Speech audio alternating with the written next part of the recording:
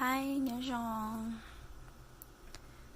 vì là muốn cho con cho nó bé hộ có tông cắn này ạ. Vì muốn cho con nó chạy muốn chạy cái ta nè, muốn chạy cái ta chỉ cũng muốn cho mình sơn cái nhu vậy, cho con nó sơn cái nhu khá hẹn á. Chị cũng cho con nó một chạy ạ, cho con tông cắn nó cho một chạy rồi cho tới nó lo cái ta nè. Chị cũng mà đi muốn đi xong chị mà đi muốn cho lời sơn cái nhu.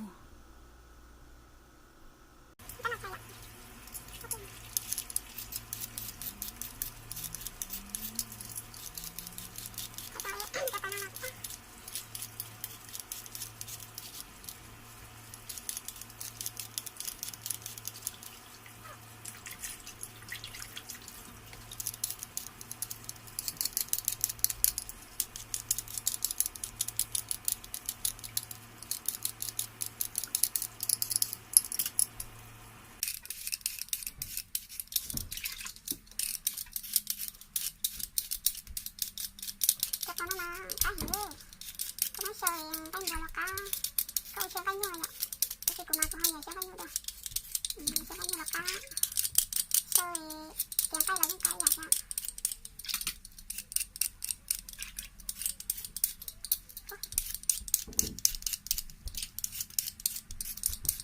cho con nó đi cho coi thì sắp đấy à, cái này đừng dùng ý ná mà, này cái số mua này nhở. Chúng ta thì lấy ngay ná là cái đùa cái đó thằng này của là mấy chơi đào cái này ạ, đào cái này đừng của bội ná nó mấy ná đấy cái rồi cậu đùa chỉ nó này cái kỳ hình gì ạ.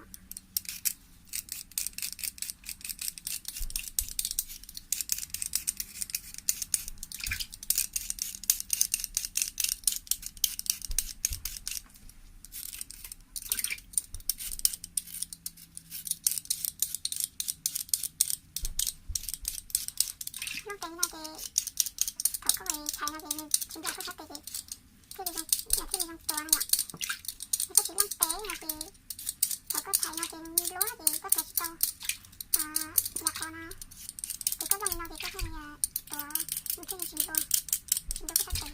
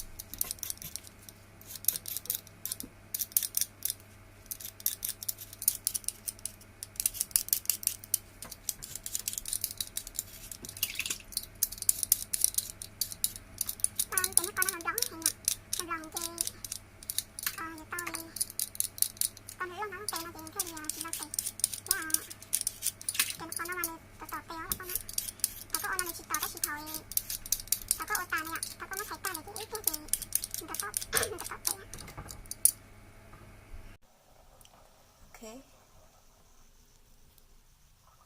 Nãy giờ thôi cũng mất tiền rồi hả? Để đất bỏ.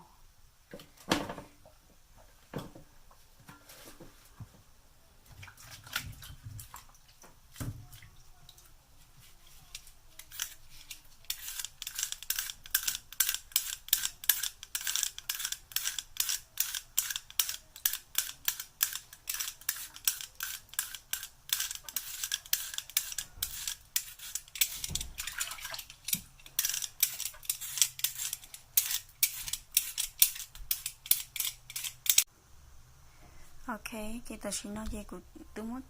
cho tớ nó thay ta vậy. Muốn thay ta gì nữa đó đối với nó là chị cũng dùng muốn được xong tới nhiều đầy mê mê á, tới nhiều vô mê mê gì mà đi cho mình sang cây. Chị cũng dùng muốn lấy tới nhiều vô này vậy. Nhưng thấy có nhiều này lo là hay mê sao chị lại cả nữ lo đi nó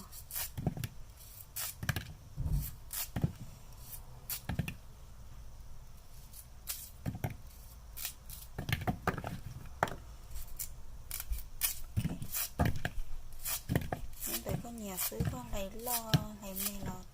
tao chỉ lại có lo nói tao có họ tôi có thế thì nó thế thì thằng nữ mua đó chỉ nó thế thì chỉ tơ này ạ hỏi nhau thì có thằng mê này gì thầu nữ mua nè nữ mua gì nữ tơ tà chỉ lại còn nữ lo chảy nè thế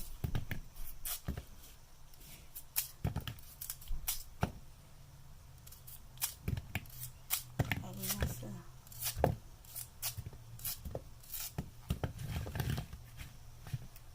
phải tại vì nó đây ạ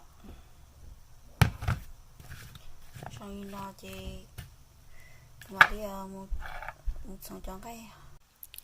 ok chị của tôi mua cho cái như nó lại tết đầy đi nó vậy chị của vô cho một cái trò lúa lót câu gì mà li ký còn nơi khỏi đây này ạ còn nơi khỏi đây do gì mà li trâu đây trâu chị bây giờ mầm báo xìa cho cái như tứ mầm báo xìa gì mà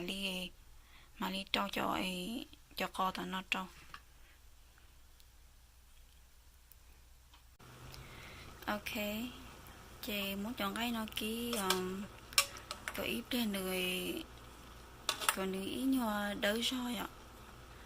còn ý nhòa đỡ rồi chị mà li trâu đây chị của tứ ô tô đi nó là ạ của tứ rồi lý đê trâu á chị trâu thoát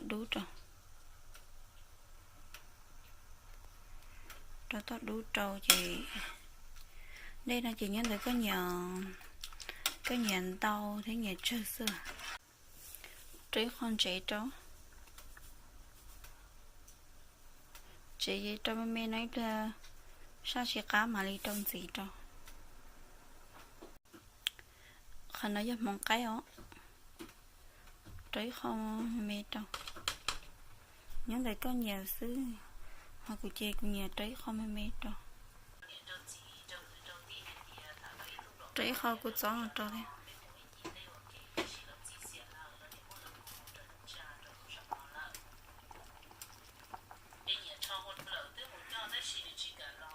cái sấy yêu mua cái sấy chồng con nó yêu mua vậy nên xịa lại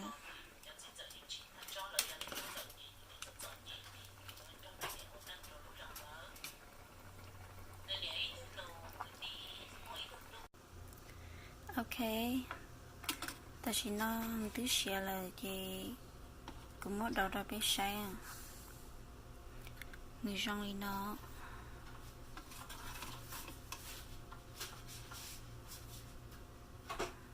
sang cứu gì khá hay ngó